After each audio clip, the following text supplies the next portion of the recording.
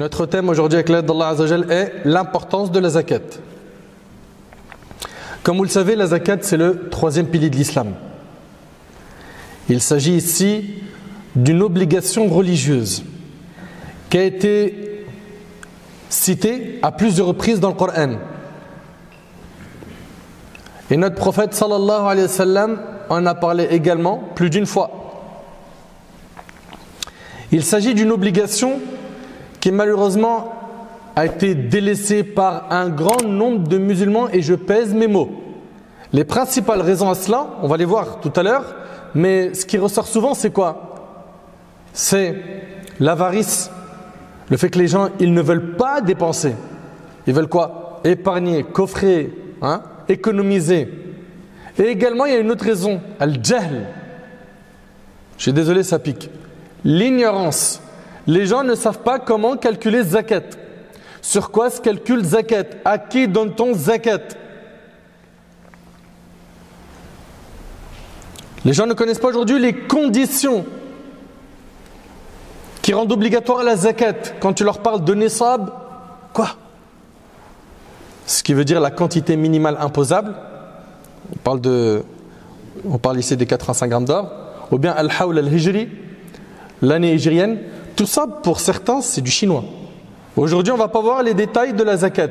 Comment elle se calcule, les conditions, tout ça on le verra une prochaine fois, bi'idhnillah. Mais aujourd'hui, on va parler du danger, du châtiment qu'attend la personne qui ne paye pas de zakat. On va parler de l'importance de ce pilier.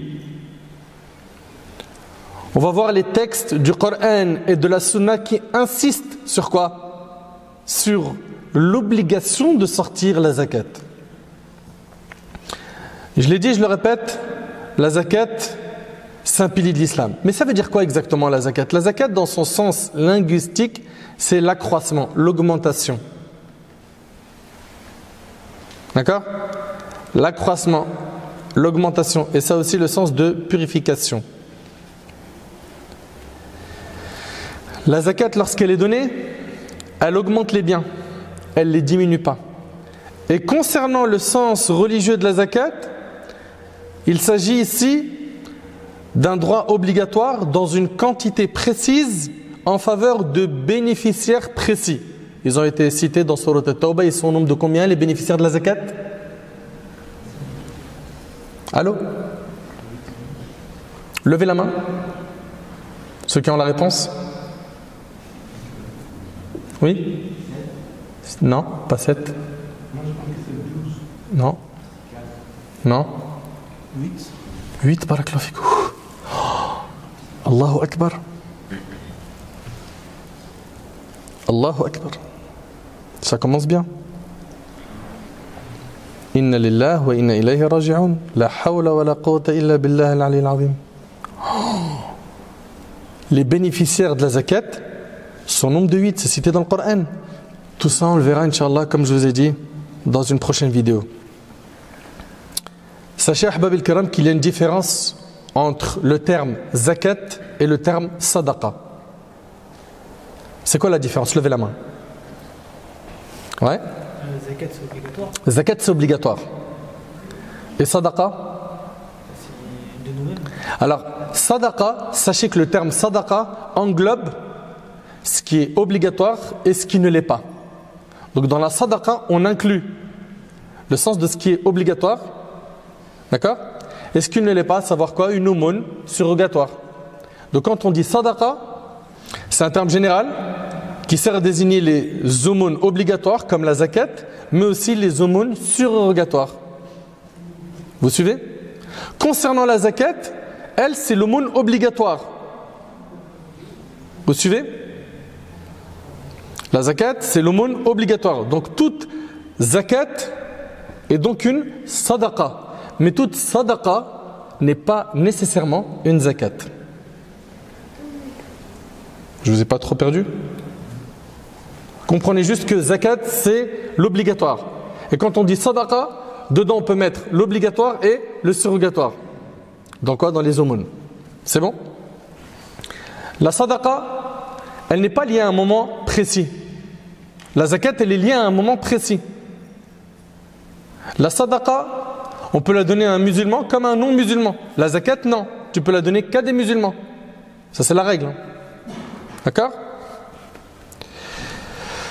Abdullah ibn Umar a dit, le prophète sallallahu alayhi wa sallam a dit, l'islam a été fondé sur 5 piliers.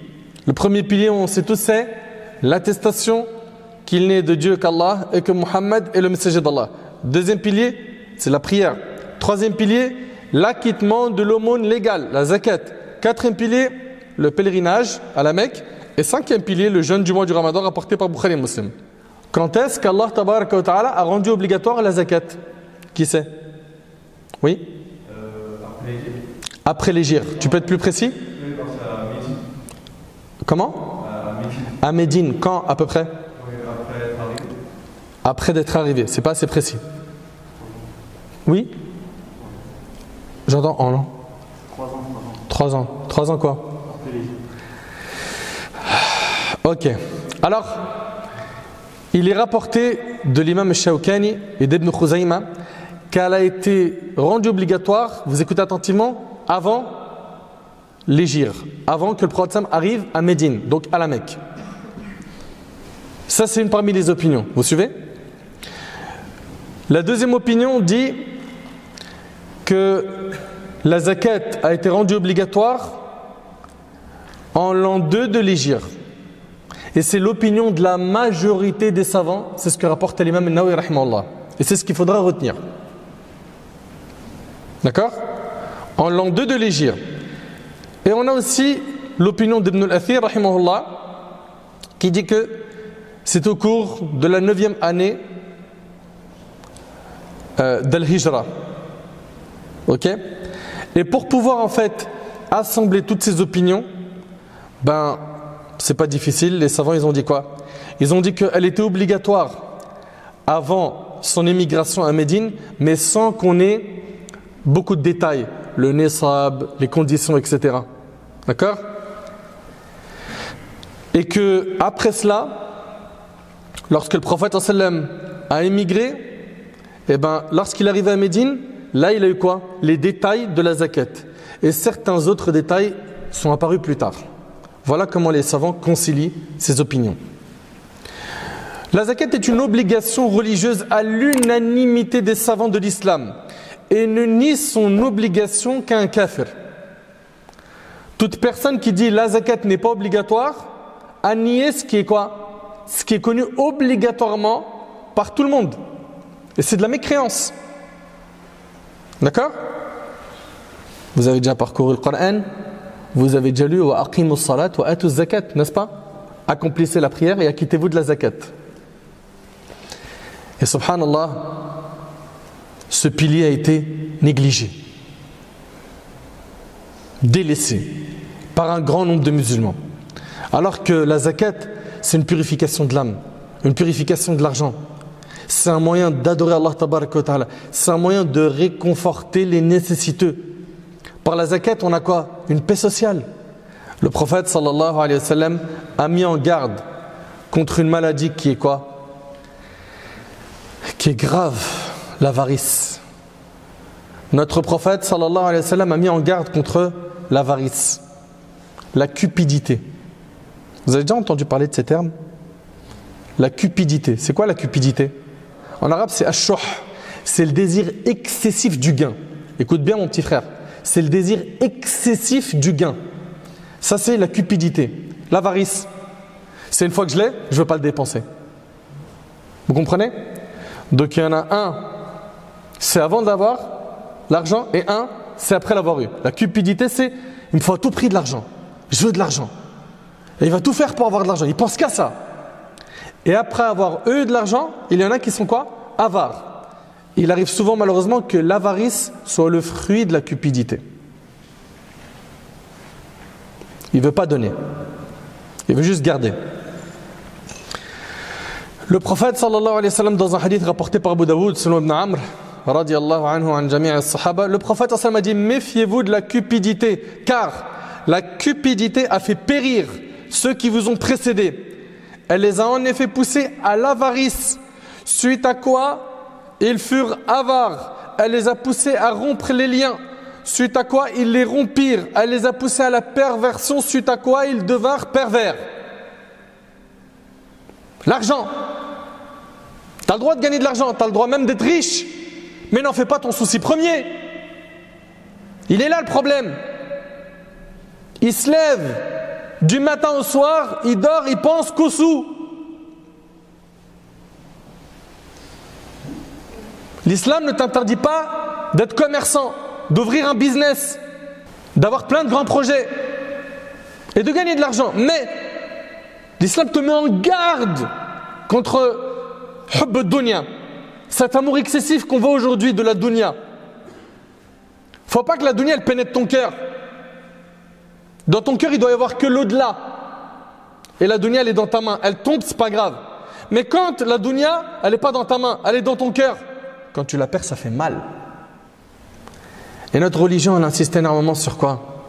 Sur le fait qu'il y ait une paix sociale, qu'il y ait de l'entraide, que notre communauté comprenne que nous sommes un seul corps, que le riche pense aux pauvres, que le fort pense aux faibles, qu'il y ait quoi? De l'entraide, de la clémence, de la miséricorde. Allah tabaraka wa ta'ala a fait que cette zakat est un droit qui revient aux pauvres. C'est un droit des pauvres. Allah tabaraka wa ta'ala nous dit وَآتِ ذَا الْقُرْبَى حَقَّهُ وَالْمِسْكِينَ وَابْنَ السَّبِيلِ وَلَا تُبَذِّرْ تَبْذِيرًا. Dans Sourate Al-Isra, Sourate 17, verset 26. Et donne aux proches parents ce qui lui est dû, ainsi qu'aux pauvres. Ce qui lui est dû, ainsi qu'aux pauvres. Ici, il s'agit de la zakat. Et aux voyageurs en détresse, et ne gaspille pas indûment. C'est donc Allah tabaraka wa ta'ala qui a rendu obligatoire la zakat, qui est le droit des pauvres, comme on l'a dit.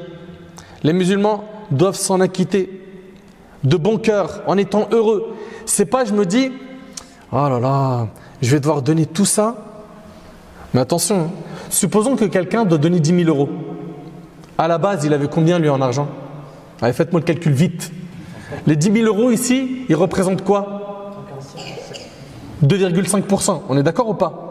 Parce que finalement, tu dois quoi? Sur la globalité de la somme que tu possèdes, tu dois donner 2,5%. Si tes 2,5% sont 10 000 euros, les matheux, vite. Ouais 400 000. Sur 400 000, on te demande de donner 10 000 euros. C'est rien comparé aux 400 000 que tu as. Oui ou non? C'est une obligation religieuse. Par cela, Allah il purifie tes biens.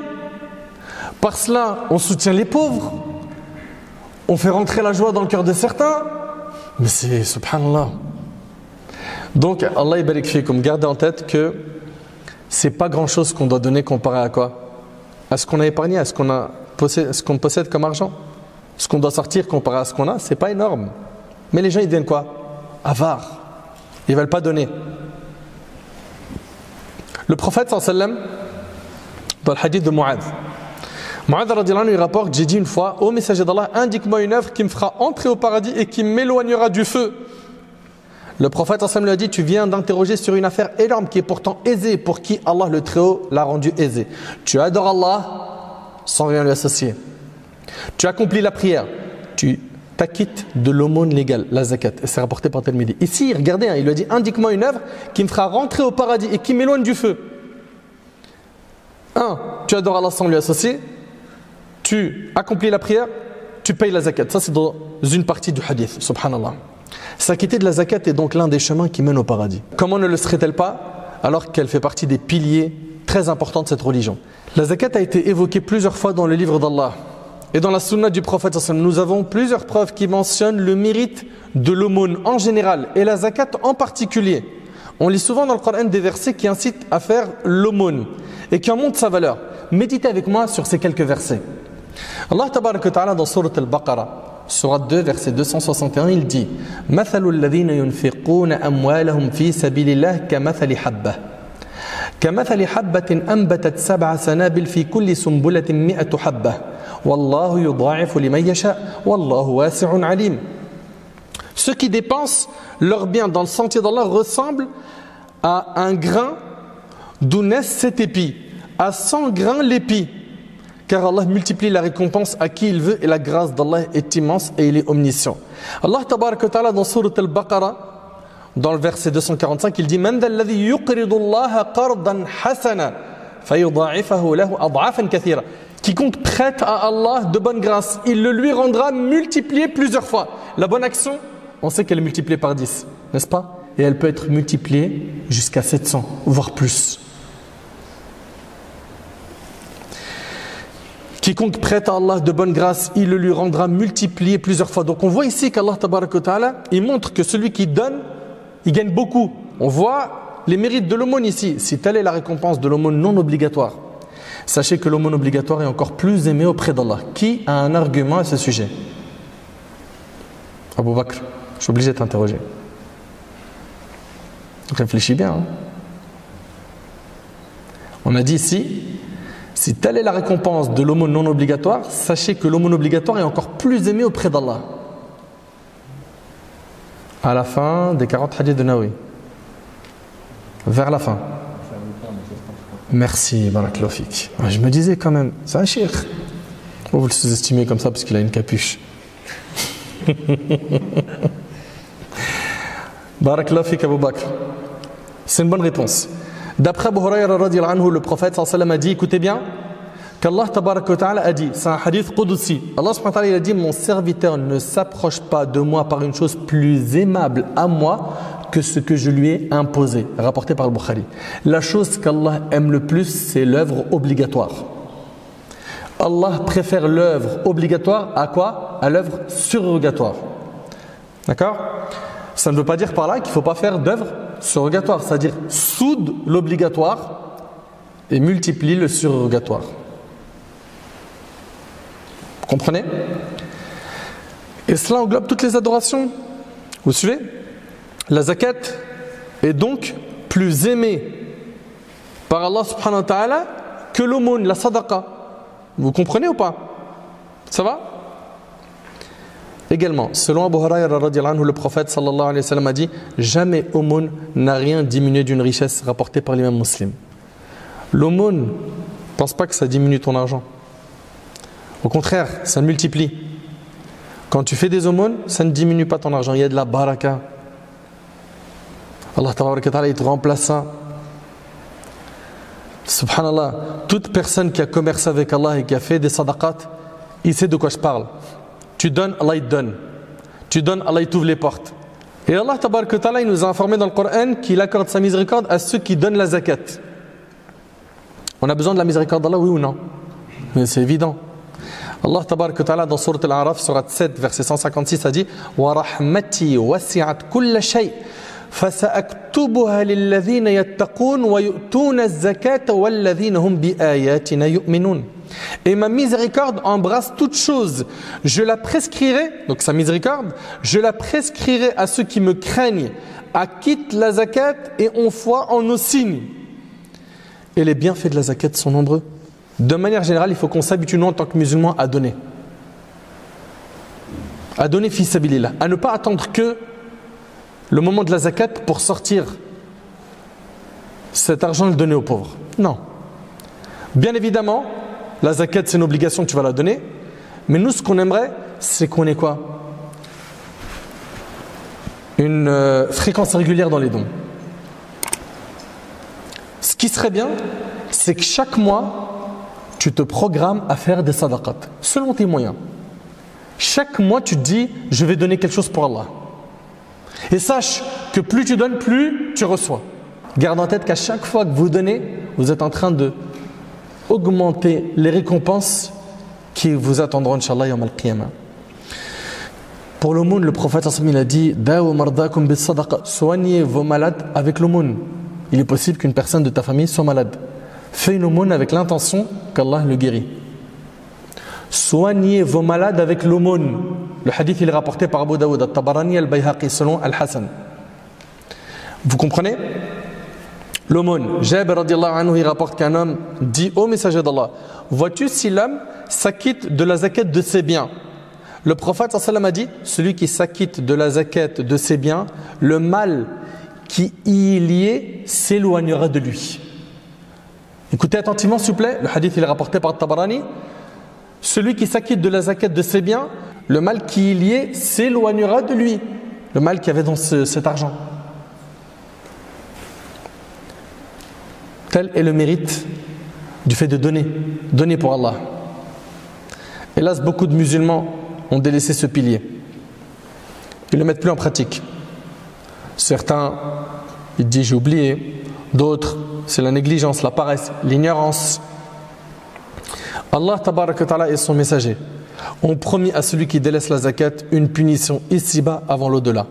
Et je vous demande s'il vous plaît d'être très attentif. Bon nombre de musulmans accomplissent la prière, mais ils ne payent pas la zakat. Tu lui dis mais ami, mon frère, la zakat, regarde tabarakallah, Allah ta'ala il t'a donné de l'argent.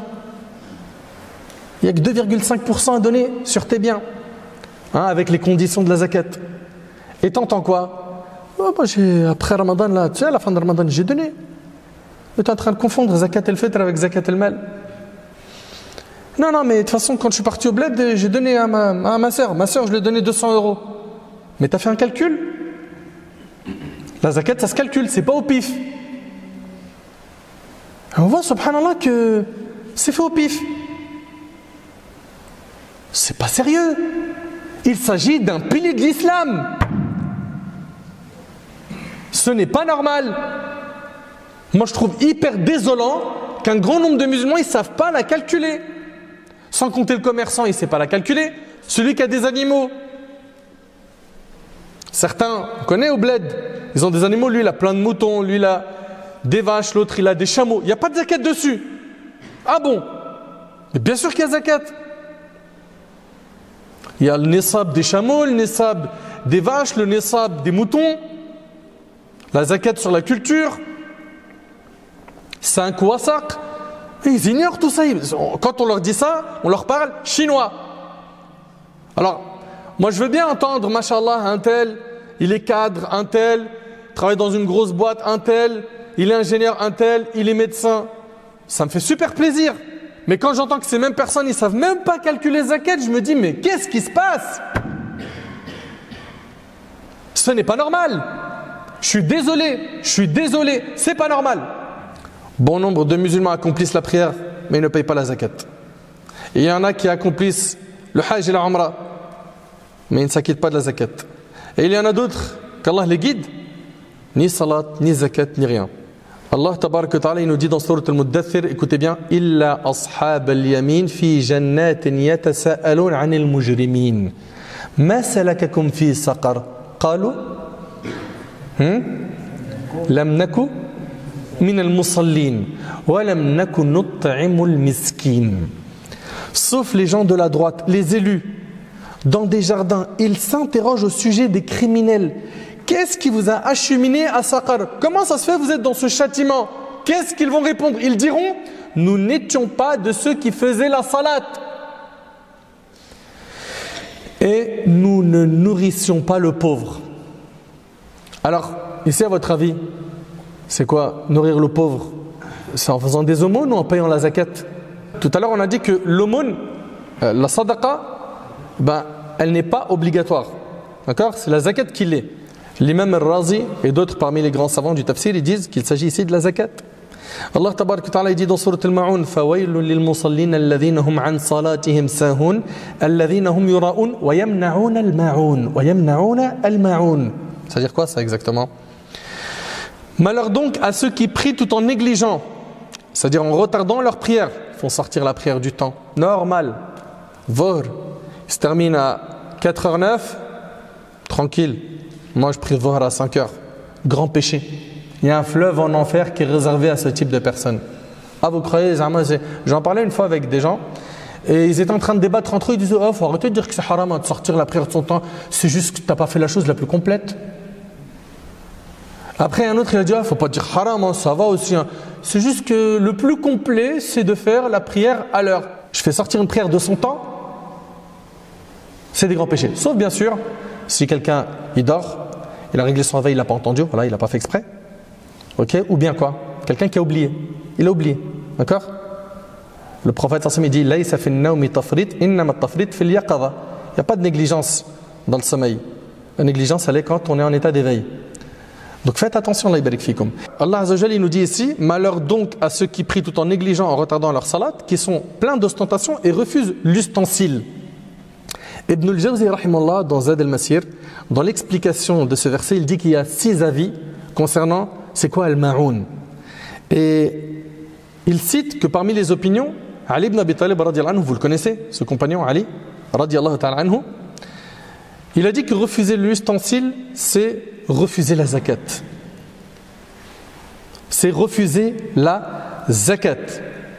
Commençons donc par la punition et le châtiment réservé à celui qui ne s'acquitte pas de la zakat avant de détailler les raisons de cela. Il faut d'abord savoir que celui qui n'accomplit pas cette obligation aura droit à un châtiment dans l'ici-bas avant l'au-delà. Ce sont des châtiments qui lui ont été avancés dans cette vie d'ici-bas. Ils sont très nombreux, sans compter ce qui l'attend dans l'au-delà. Quels sont donc les châtiments que notre Seigneur Azza wa Jal a écrit ici-bas pour celui qui délaisse la zakat? Premièrement, vous notez, il y a le fait que son argent ne s'accroît pas. Il n'y a pas de bénédiction dans son argent, il n'y a que des malheurs. Vous n'avez pas déjà vu des gens autour de vous, ils gagnent beaucoup d'argent, que des malheurs, que des catastrophes, que ça coule, ça ne marche pas. Et d'autres, ils en gagnent beaucoup moins, stable, tranquille, souriant, bien dans sa peau, tranquille. Les gens, ils oublient souvent que l'argent illicite, ça paye mal. Il n'y a pas de bénédiction d'Allah dedans. Et quand on prend un chemin illicite, un chemin haram, sachez que ça a des conséquences. On paye déjà ici les malheurs et les épreuves. C'est un commerçant et il ne comprend pas. Il ne comprend pas. Il a un stock rempli, il a tabarakallah, ça ne marche pas. Paye ta zakat, accomplis tes obligations religieuses. Et combien parmi ceux qui ne payent pas la zakat subissent des épreuves difficiles, maladies, des épreuves douloureuses dans leur famille, dans leur couple, et ils ne comprennent pas d'où ça vient. Mais regarde ta relation avec Allah, analyse-la. Regarde ta relation avec Allah. Sachez que les portes se ferment devant la personne qui ne donne pas la zakat. La bénédiction, elle s'en va. Et ne pas s'acquitter de la zakat peut empêcher le ciel de pleuvoir et causer une sécheresse. Ibn Umar, radiyallahu anhu, dans le hadith, il est rapporté par Ibn Majah, al-Bazar, al-Bayhaqi. Écoutez bien, il dit que le prophète a dit: ô vous les émigrés, donc il parle aux muhajirin, il y a 5 choses. Si vous êtes éprouvés par ces choses et qu'elles descendent sur vous, et je cherche protection auprès d'Allah contre le fait que vous soyez vivants lors de leur apparition. 1. La fornication n'apparaît pas dans un peuple jusqu'à ce qu'il la rende publique sans que n'apparaissent dans ce peuple la peste et les maladies qui n'existaient pas à l'époque de ceux qui les ont précédés. On est dedans. Et lorsqu'ils diminueront les mesures et la balance, c'est-à-dire dans le commerce, ils connaîtront la famine, la difficulté de la vie et la tyrannie des dirigeants contre eux. Allahu Akbar. Et s'ils n'acquittent pas la zakat, ils seront privés de la pluie. Allahu Akbar. Subhanallah. Ça, c'est surtout la partie du hadith que je voulais vous citer. Ali radiallahu ta'ala anhu rapporte que le prophète sallallahu alayhi wa sallam a maudit. Vous savez, c'est-à-dire quoi? Maudire quelqu'un? C'est quoi al-la'na? Maudire. Quand on dit qu'un tel il est maudit, c'est-à-dire il est chassé de la miséricorde d'Allah. Quand le prophète sallallahu alayhi wa sallam il maudit quelqu'un, c'est-à-dire quoi? Qu'il demande à ce que cette personne elle soit chassée de la miséricorde d'Allah. Est-ce que vous réalisez un peu? Vous savez très bien qu'on rentre au paradis que par la miséricorde d'Allah, n'est-ce pas? Le prophète sallallahu alayhi wa sallam a maudit qui? Celui qui pratique l'usure, riba, celui qui la fournit, celui qui se porte témoin de l'usure, celui qui a écrit ce contrat, celle qui fait le tatouage et celle qui se fait tatouer, celui qui s'abstient de faire l'aumône. Et ici c'est pas l'aumône surrogatoire, c'est quoi? Zakat. Celui à qui l'on demande et celui qui demande d'épouser une femme et ensuite la divorcer pour la rendre licite au premier mari, ce qu'on appelle al-muhallil, pour ceux qui connaissent un peu ce chapitre dans le fiqh du mariage. Et c'est rapporté par l'Asbahani. Mais celui qui ne paye pas zakat, il est musulman ou il n'est pas musulman? Alors retenez que la majorité des savants disent qu'il est musulman. mais quoi? Pervers, fasiq. D'accord? Sa tutelle ne saute pas. Ça reste quoi? Un musulman. Mais il est considéré quoi? Pervers chez la majorité des savants. Voyons ensemble quelques textes qui menacent ceux qui ne payent pas la zakat. Surat At-Tawbah, Surat 9, versets 34 et 35. Allah tabarak wa ta'ala dit وَالَّذِينَ يَكْنِزُونَ الذَّهَبَ وَالْفِضَّةَ وَلَا يُنْفِقُونَهَا فِي سَبِيلِ اللَّهِ فَبَشِّرْهُم بِعَذَابٍ أَلِيمٍ يَوْمَ يُحْمَى عَلَيْهَا فِي نَارِ جَهَنَّمَ فَتُكْوَى بِهَا جِبَاهُهُمْ وَجُنُوبُهُمْ وَظُهُورُهُم هَذَا مَا كَنَزْتُمْ لِأَنفُسِكُمْ فَذُوقُوا مَا كُنتُمْ تَكْنِزُونَ. À ceux qui thésaurisent. Ça veut dire quoi thésauriser en français? Levez la main. Ça veut dire quoi? Thésauriser. Ouais. Épargner. C'est amasser de l'argent pour le garder sans le faire circuler ni le placer. Clair? À ceux qui thésaurisent l'or et l'argent, nous dit Allah. Vous écoutez attentivement s'il vous plaît? À ceux qui thésaurisent l'or et l'argent et ne les dépensent pas dans le sentier d'Allah, annonce un châtiment douloureux le jour où ces trésors seront portés à l'incandescence dans le feu de l'enfer et qu'ils en seront cautérisés, front, flanc et dos. Voici ce que vous avez thésaurisé pour vous-même, goûtez de ce que vous thésaurisiez. Et on ne veut pas dire ici par thésauriser enterrer l'argent. Thésauriser ici, ça ne veut pas dire enterrer l'argent, parce que certains d'entre les gens ont cru cela. Mais l'imam al-Bayhaqi rahimallah a rapporté dans ses sunan avec une chaîne de transmission authentique, et ce hadith, il est rapporté par Ibn Omar, il est mawqouf, c'est-à-dire qu'il ne remonte pas au prophète. Il dit, l'argent dont tu acquittes la zakat n'est pas un trésor même s'il est sous la 7e terre. Et l'argent dont tu n'acquittes pas la zakat est un trésor même si il est à même le sol, c'est-à-dire à portée de main.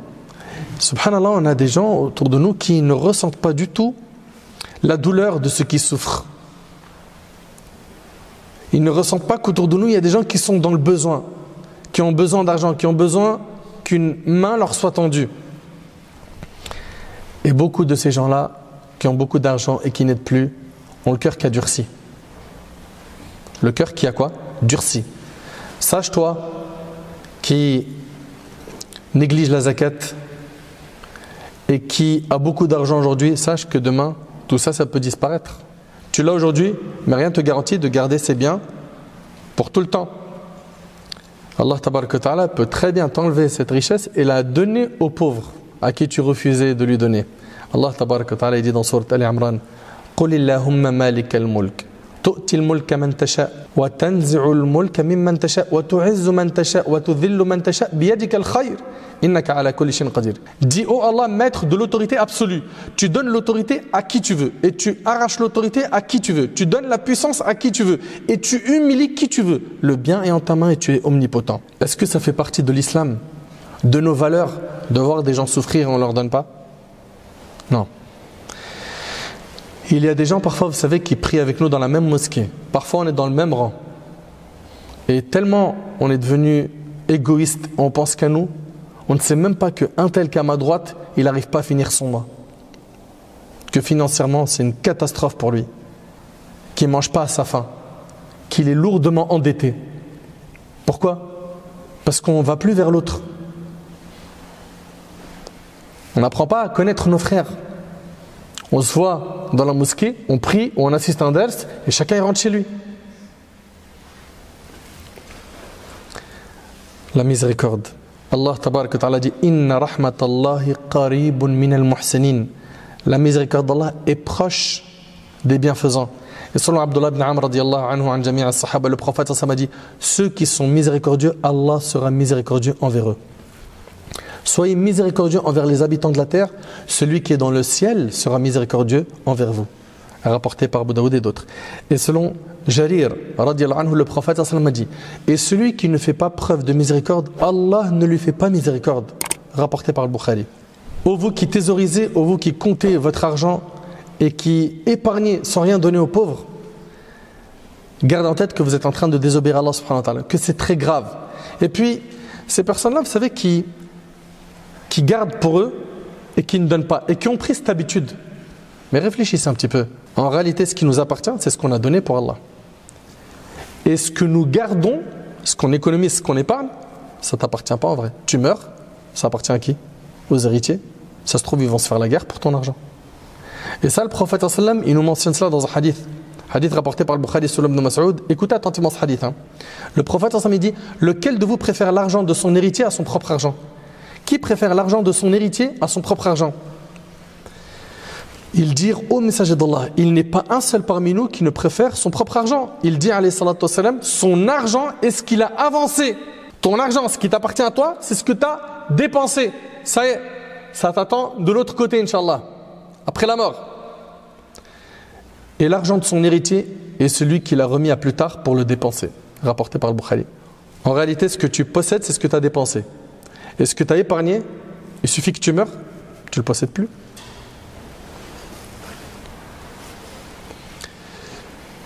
Dans Sahih al-Bukhari, Abu Hurayra radiyallahu anhu, il rapporte que le prophète sallallahu alayhi wa sallam a dit: celui à qui Allah a donné des biens et qui ne s'est pas acquitté de la zakat, ceux-ci prendront le jour dernier la forme d'un serpent extrêmement venimeux qu'on accrochera autour de son cou le jour dernier, puis ce serpent lui mordra les deux joues en lui disant: je suis ton bien, je suis ton trésor.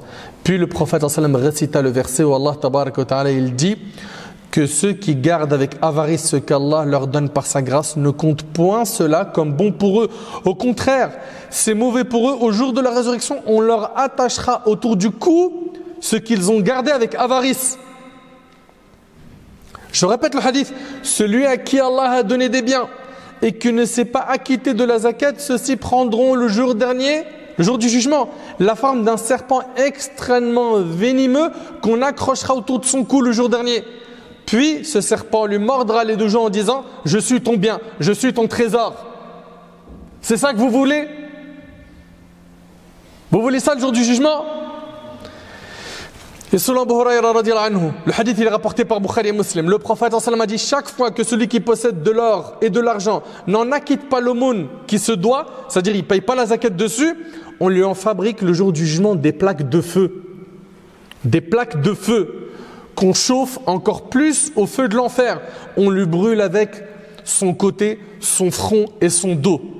Dès qu'elles se refroidissent, on les reporte pour lui en enfer dans une journée évaluée à 50 000 ans jusqu'à la fin du jugement universel. Allahu Akbar. Il voit alors sa voie ou bien au paradis ou bien en enfer. Tu arrives à imaginer un peu cet argent que tu es en train d'économiser et tu n'en sors pas la zakat? J'ai pas dit tu n'as pas le droit d'économiser. Comprenez pas cela. J'ai pas dit tu n'as pas le droit d'avoir beaucoup d'argent. Je parle de ceux qui en ont et qui ne payent pas la zakat. Mon discours cible ces gens-là. Vous avez vu les châtiments, comment ils sont durs? Et sachez que ce châtiment sera attribué aussi à celui qui ne donne pas la zakat sur les animaux. Les chameaux, bovins, ovins. Dans le même hadith d'Abi Hurayra, on a demandé au prophète sallam: cela concerne-t-il aussi les chameaux?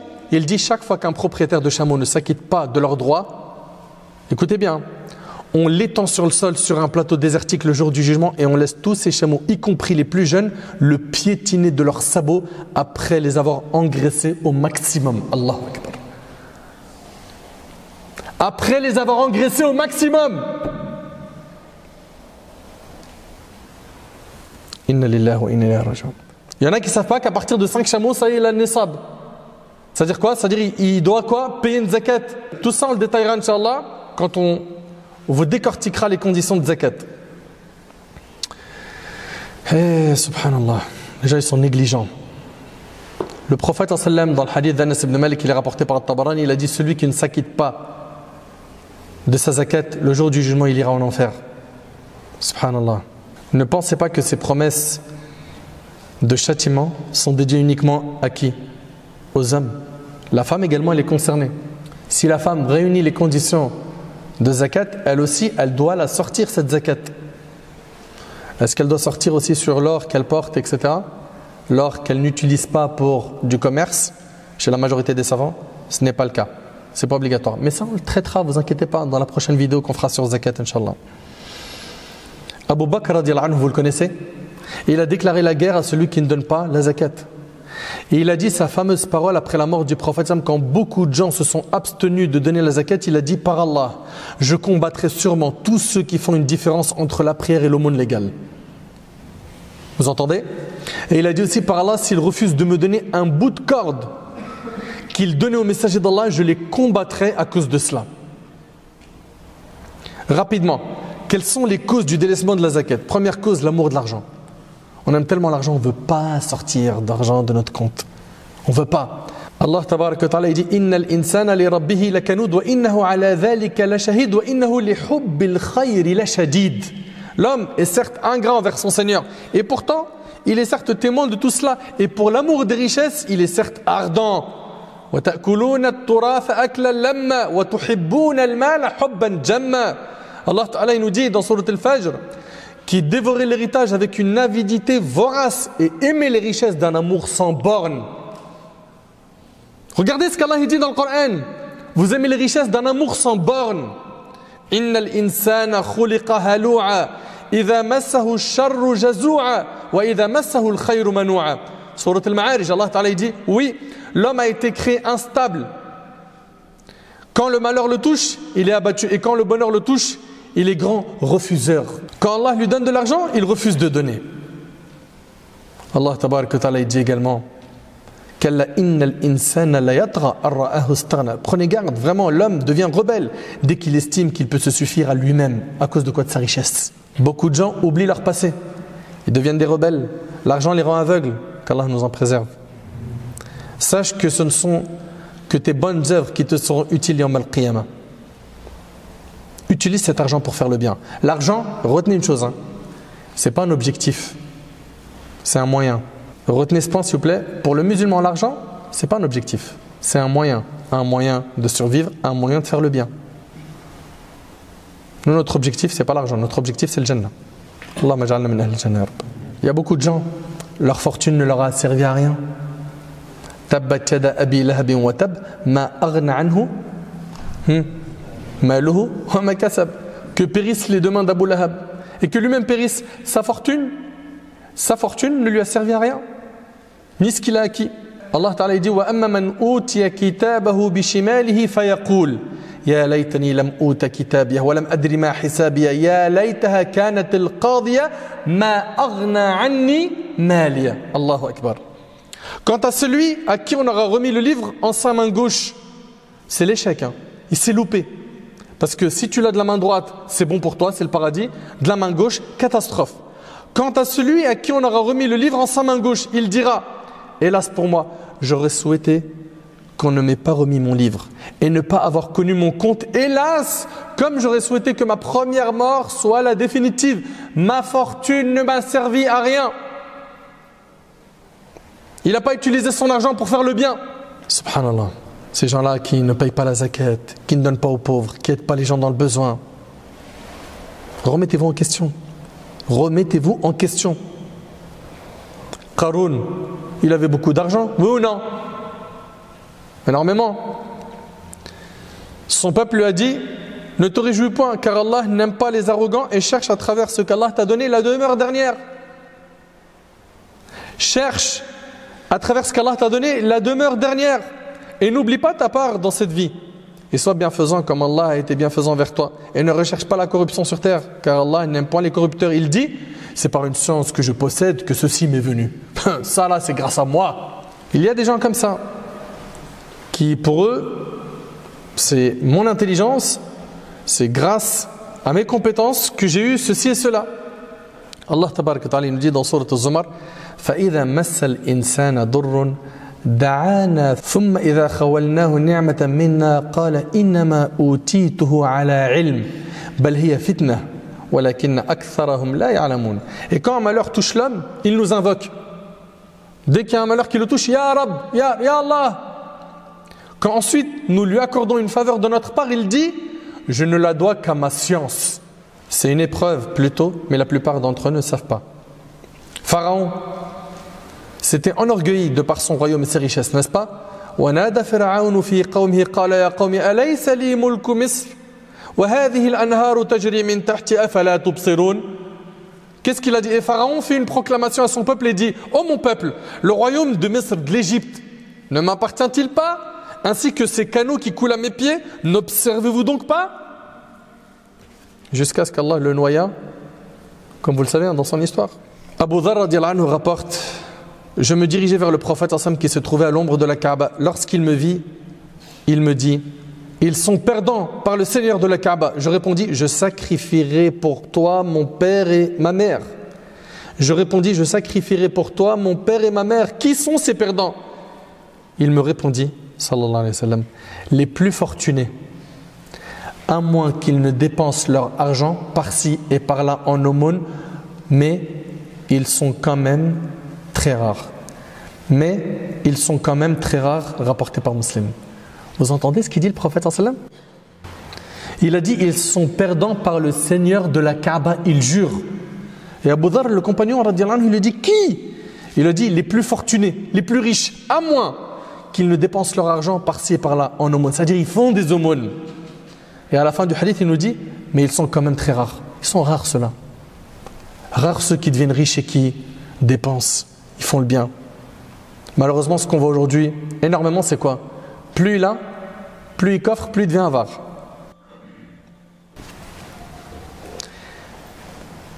Et j'ai un message à adresser ici à ceux qui ont été éprouvés par la pauvreté.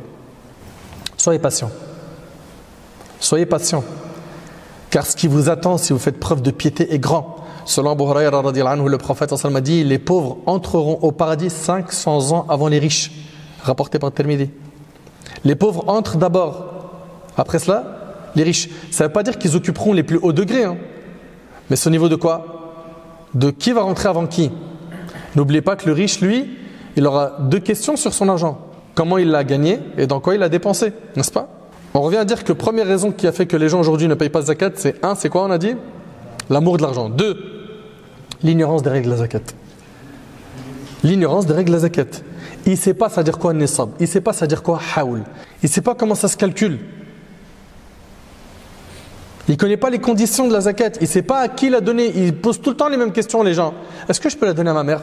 Est-ce que je peux la donner à mes parents? Est-ce que je peux la donner à ma tante? Est-ce que je peux la donner à mes frères et sœurs? Est-ce que je peux la donner à mes enfants?